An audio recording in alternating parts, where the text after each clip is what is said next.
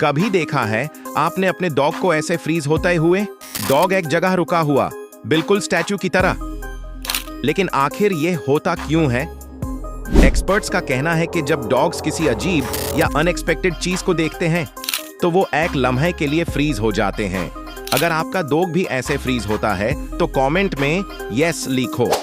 और अगर आपको ये शॉर्ट इंटरेस्टिंग लगी तो सब्सक्राइब जरूर करो, वरना अगली दफा आपका डॉग और भी लंबा फ्रीज हो सकता है।